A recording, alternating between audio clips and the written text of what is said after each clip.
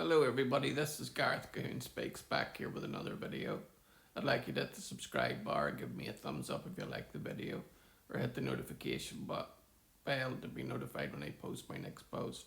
Or otherwise you can donate to my ministry and the charities that I support at garethcahoon3@gmail.com on PayPal. This one here is about the Israeli cabinet unanimously recognises the Armenian genocide. Is it too little, too late, or better late than never? Israelis, Armenians, torn over genocide recognition. When Israel's foreign minister said on Thursday that he would call for a vote to recognise the Armenian genocide, many involved in the issue scoffed and greeted the announcement with scepticism. However, the issue did in fact take centre stage 2 days later, and after decades of skirting the issue, the cabinet formally recognised the Armenian genocide. Foreign Minister Gideon Saar, who brought the resolution before the government, called the decision a moral and historical duty, and in my opinion there is no strong reason to be avoiding it. The historic decision drew mixed emotions from Israelis and Armenians, who have long pushed for the recognition by the Jewish state. Responses wavered from better late than never to too little, too late. Yosef Leof, a lecturer on Armenian history at the Hebrew University of Jerusalem, welcomed the vote but questioned the timing. It's a decision that could have been made decades ago, Loaf told All Israel News. So in one way we say better late than never, but it's so late.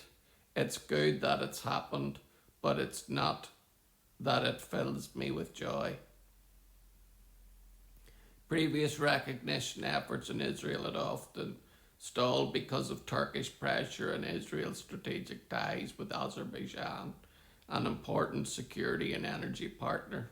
However, deteriorating ties between Jerusalem and Ankara likely reduced the diplomatic costs of recognition enough for a vote on the issue, Loaf said.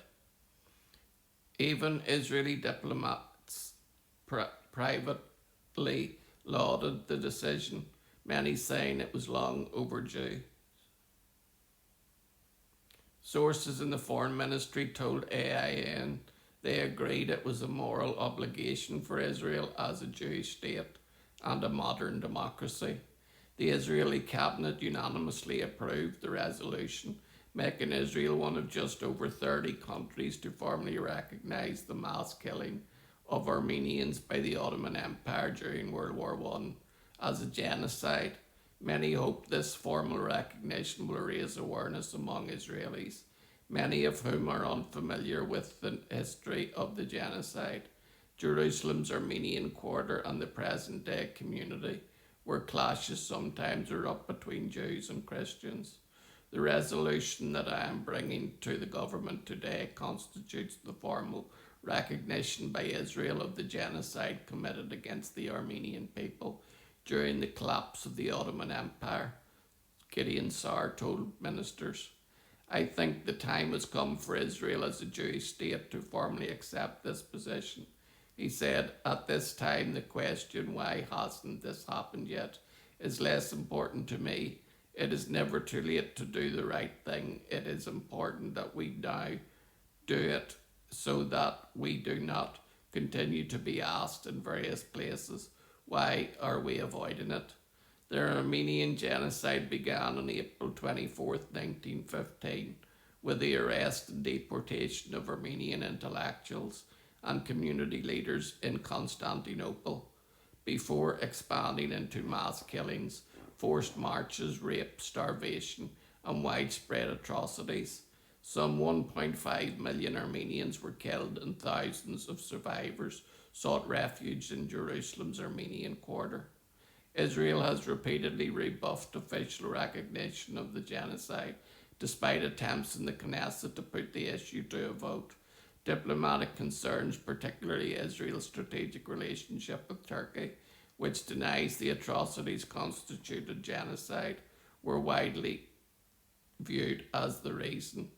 After the Israeli vote, Turkish President Recep Tayyip Erdogan said he would continue to hold Israel to account for the war in Gaza. There in Gaza, a genocide took place, and even today the attacks continue. Accountability for this genocide will come without a doubt, he said, according to the Communist News Network, or CNN. For Jerusalem's Armenian community and many dedicated supporters, the decision was anticlimactic, coming from a nation built as a result of the Holocaust. Since he was 13, Hagop Deir Nazian has advocated in the Knesset for the genocide recognition to no avail. While he welcomed the decision, he told AIN Israel missed the opportunity.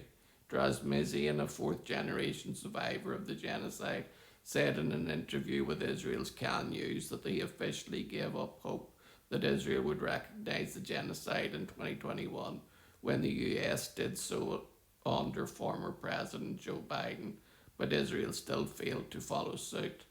Dikran Torosian agreed that this critical recognition could have come much earlier. I am both sad and happy. Yes, it's never too late, but the state of Israel should have been the first one and not delayed due to political reasons, Torosian said. I pray that the day will come when the Turks will also recognize it. Tony Soprandio, an Israeli who has long supported Armenia, described the vote as a historic moment after decades of waiting. The acknowledgement of the Armenian genocide by the Israeli parliament is a very important cornerstone event for justice to take place in our nation, Sperando told AIN News. Since the founding of the State of Israel, we have been praying and waiting for this day to happen. Sperando said that it is the first big step towards Israel fulfilling what he described as its moral calling to support persecuted peoples. Skeptics still wondered whether the government had deeper motives, citing the election campaign, strained relations with Turkey, or an effort to counter growing international criticism of Israel's war in Gaza. I don't really believe that the motive is a burst of humanitarian thinking, Loaf said. Saar said Sunday's decision was not retaliation against Erdogan, whose criticism of Israel has escalated during the war in Gaza. The fact that Turkey promotes false narratives against Israel does not grant it immunity from historical truths, he said. Saar said the resolution will soon come before the full Knesset for a vote. In the year 301, Armenia became the first nation to declare Christianity its national religion. And all you have to look is to these poor faces above my head and ask yourself, did a genocide happen in Armenia? The picture speaks for itself. Shalom, Maranatha, and may the Armenians have peace. Hallelujah.